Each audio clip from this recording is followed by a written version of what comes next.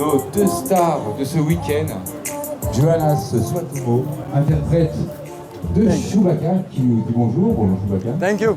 Thank you very much. Et Robert Picardo, interprète notamment dans Star Trek et dans Stargate de nombreux rôles.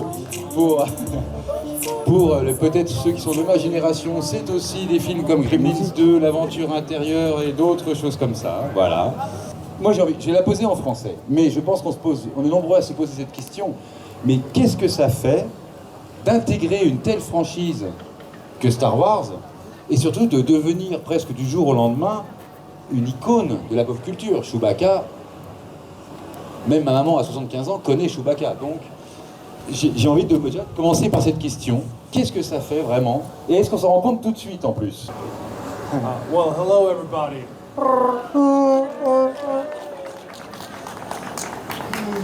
There.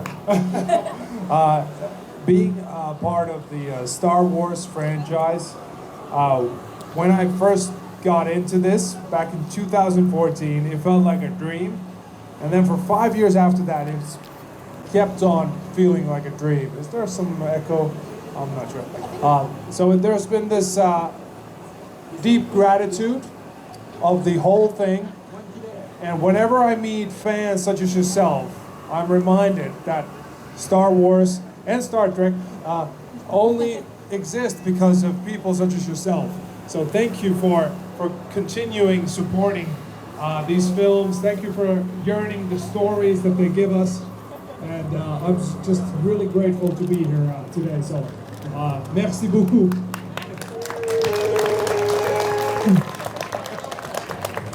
Donc pour lui, ça a commencé en 2014 et ça a tout de suite été un rêve qui se réalisait, et même dans les années qui ont suivi, ça restait un rêve. Et quand il voit tous les fans rassemblés, il prend conscience que c'est grâce à vous que des univers comme Star Wars ou Star Trek peuvent exister et perdurer aussi longtemps. Donc il vous remercie beaucoup d'être là.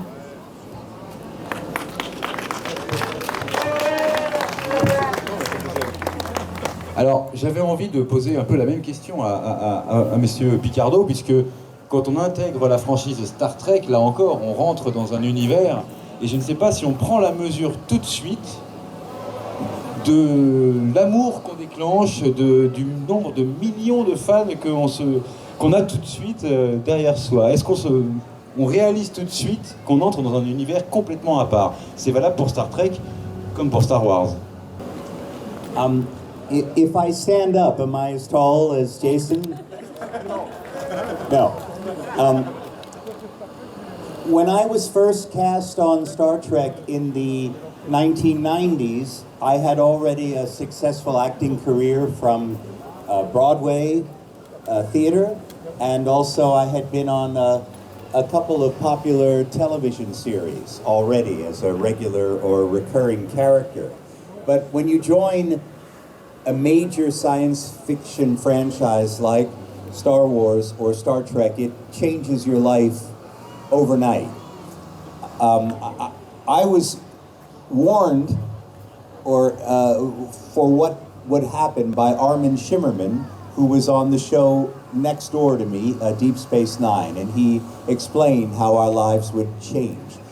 My best expression for the feeling was, it was like when our show premiered, it was like getting on a bus that was already going 150 kilometers an hour, but it was a shock to jump on, but once you were on, it was a very nice ride.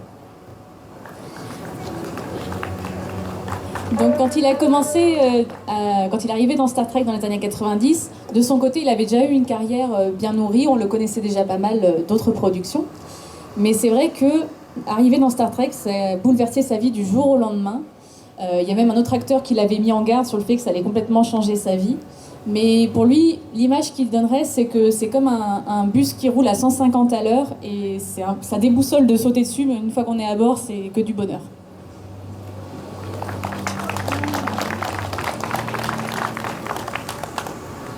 Yeah, for me, it all dawned on me when I met Harrison Ford for the first time, right before we're about to shoot a scene in the Millennium Falcon, and I I waited in front of his trailer, which was the size of this bigger than this stage. It was a very large trailer, and I wait in front of it, and Harrison walks out, and I say, "Gee, Mr. Ford, I wasn't even born when you guys made these films." And he looked at me, "Who is this guy? I want somebody older." He was joking, of course. But it was all of my childhood memories.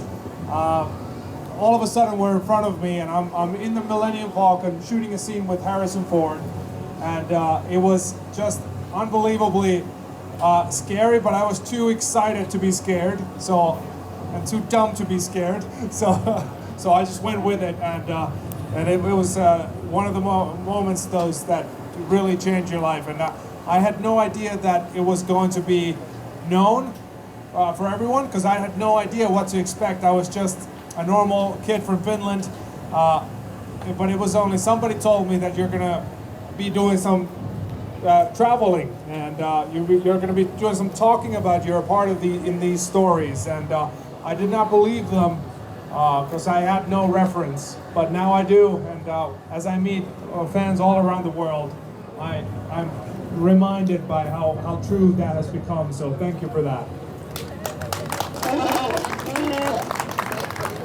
Donc lui, sa grosse prise de conscience sur l'ampleur du projet auquel il participait, c'était quand ils étaient sur le plateau et ils étaient en train de sortir de la loge, et là il voit Harrison Ford pour la première fois, et il dit « Oh monsieur Ford, vous avez commencé à faire ce rôle que j'étais même pas né ». Et la réponse de Harrison Ford c'était « C'est qui ce type ?» Bon, évidemment c'était pour le taquiner. Mais c'est là qu'il a compris à quel point, bah oui, il entrait dans quelque chose qui est international, qui dure depuis des dizaines et des dizaines d'années.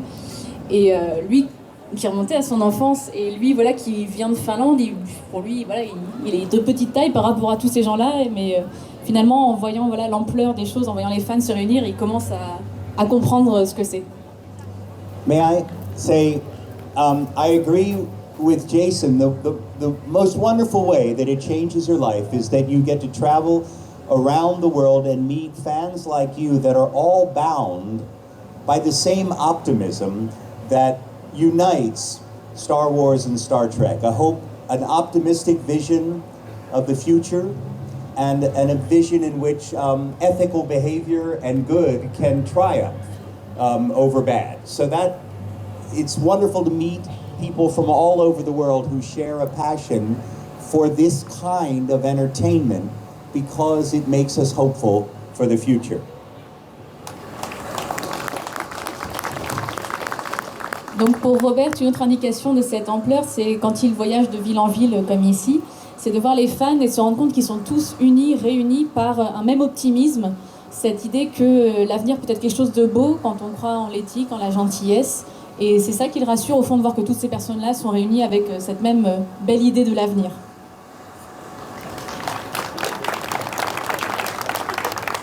Alors, justement, je vais en profiter pour rebondir sur une autre question, puisqu'on compare ces deux franchises énormes.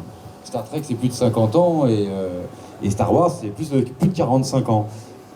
Que pensent à la fois Chewbacca et le Docteur holographique de cette prétendue rivalité entre Star Wars et Star Trek? Est-ce qu'il y en a vraiment une? Est-ce qu'ils pensent qu'elle a raison d'exister, ou qu'en fait, c'est des cousins et que tout le monde s'entend très bien?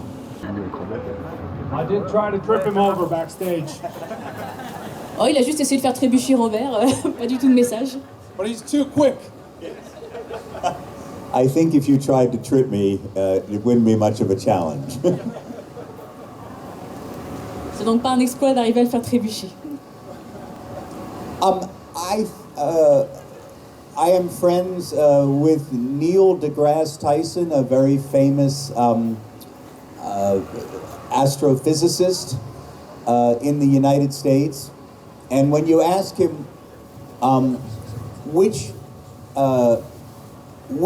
franchise is more scientifically accurate, Star Wars or Star Trek, he will say, there is no science in Star Wars. So I think Star Trek is based a little more in real science that we still extend from a realistic basis, where Star Wars is, in that respect, I think more of a fantasy than real science. However, these stories of Star Wars seem to be more universally appealing around the world, and especially to young people, than Star Trek. So we're, I think, in their shadow as far as the broadest possible appeal. But I think that I still prefer to call Star Trek the thinking person's science fiction.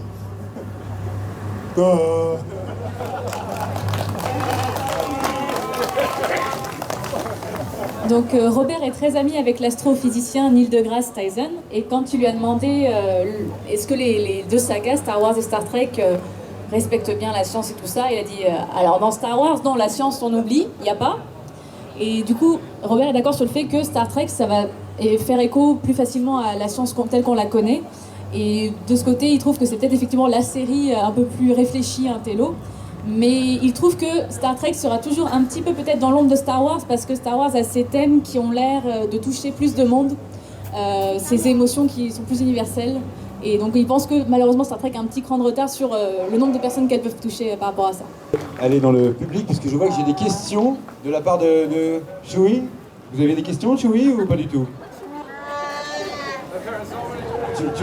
Chewie peut demander quelque chose à Chewie, il n'y a pas de problème. Hein. Moi j'avais une question un petit peu plus personnelle à poser à Joonas, puisque Joonas a été recruté dans Star Wars en 2014, mais avant ça, bien sûr, il avait une carrière.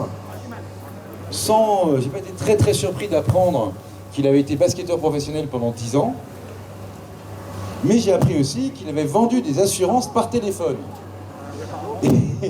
Et je me demandais si finalement, qu'est-ce qu'il préférait comme boulot? Parce que le basket, c'est quand même c'est grisant. Des jobs alimentaires, on en a tous fait. Mais surtout, finalement, il n'y a qu'au basket où on voit son visage. I'm so thankful of being part of being an actor is such a wonderful thing for me. Sometimes my coach would say, Joonas, snap out of it. And you know what I was doing? I was watching my teammates, how they ran and how they moved.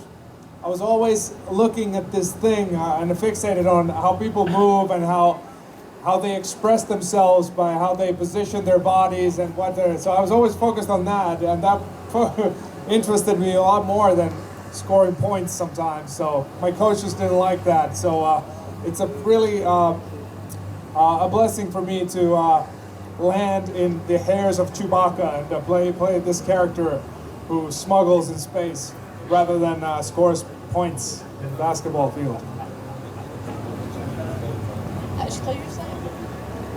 Donc en soi, il adore le métier d'acteur parce que même quand il jouait au basket, ça lui arrivait souvent d'être un peu distrait parce qu'il se concentrait sur la façon dont les autres bougeaient, comment ils se déplaçaient sur le terrain et tout, et ce qui fait que son coach devait souvent lui demander de se réveiller et de faire attention, parce qu'en l'occurrence, oui, marquer des points, ça l'intéresse pas plus que ça.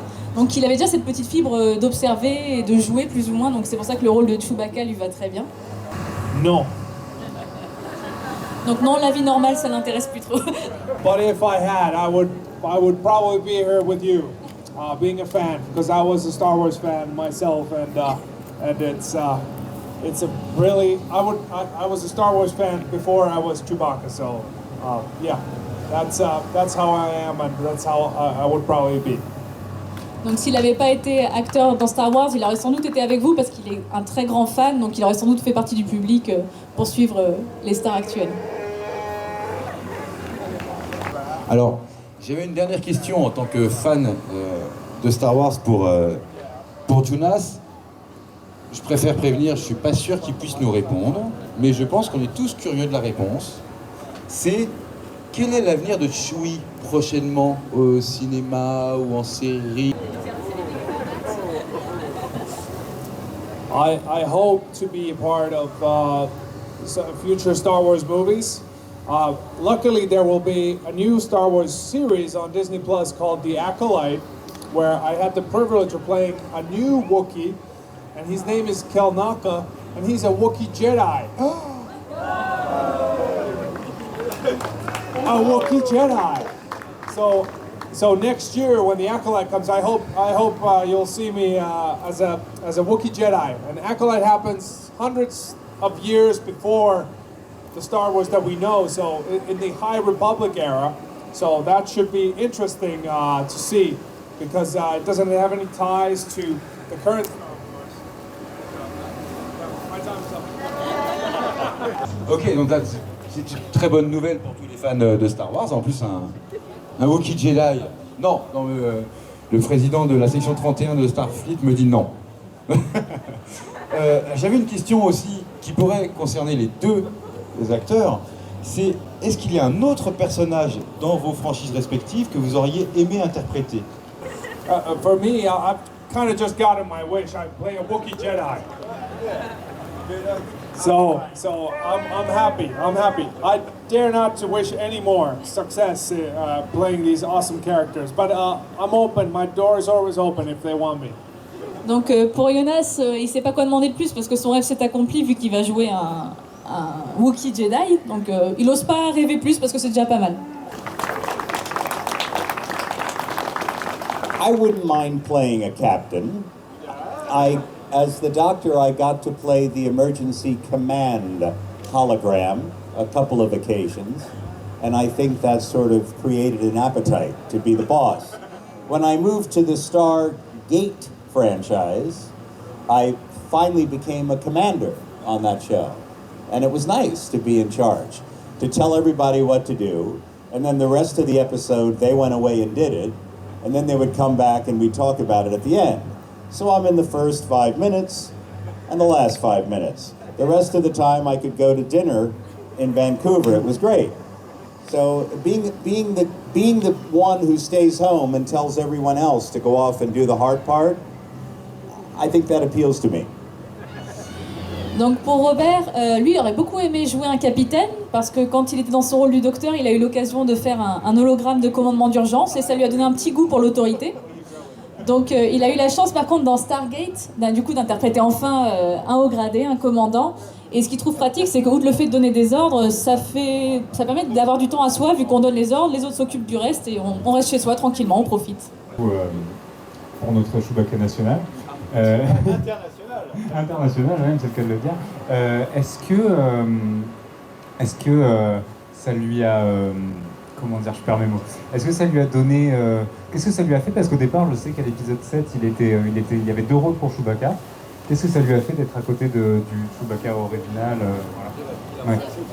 Donc, It was very intimidating to step into the Chewbacca's shoes for 7 because I wanted Chewbacca to feel the same when you see him on screen. When he hovers, when he comes, I want you to feel that the same feeling that you have with him when he showed up in the New Hope or the Empire Strikes Back.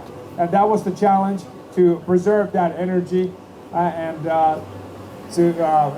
because Chewbacca is a very specific character who moves in a certain way, and so I really wanted to have that so that people say that, oh, Chewbacca is still the same with his quirky movements and stuff like that. So that was my goal, and I hope I did a good job. And I think right now I'm going to leave you with Robert and them for some Star Trek questions. So I wanted to thank everybody for coming. It's been great.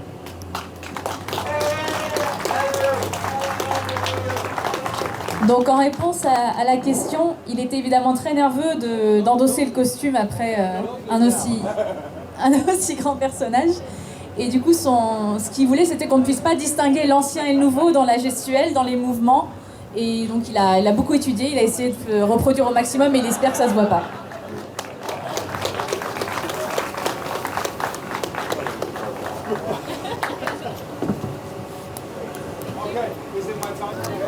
J'avais une question pour Robert. Dans une interview que Joseph Mallozzi a donnée, il a dit que Robert était les 2 acteurs les plus minutieux quand ils lisaient leur scénario, à un point qu'il voulait même changer parfois quelques phrases. Et je voulais savoir d'où lui vient ce sens du détail.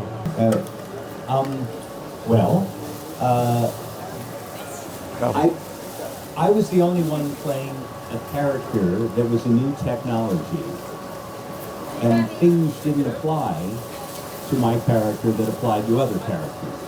So I thought that I was in charge of paying close attention to his development from having no personality, from newly activated EMH, to slowly developing through his emotional subroutines, slowly developing a bedside manner that eventually developed more and more human-like qualities. So the answer is yes, I paid close attention to the scripts and I made lots of suggestions to the writers, and they even teased me about how I would hide in the bushes outside the writers' building and jump out when they came outside for a cigarette. Donc en effet, comme il allait interpréter un personnage qui était une nouvelle technologie, il voulait partir de ce personnage qui était censé être un peu sans âme, et du coup il s'est beaucoup investi pour essayer justement de lui donner cette petite touche d'humanité en plus, et c'est pour ça qu'il s'est beaucoup intéressé au développement du personnage et qu'il a participé activement, au point de se cacher des fois dans des buissons à la sortie de la salle des scénaristes pour leur sauter dessus et leur faire des suggestions.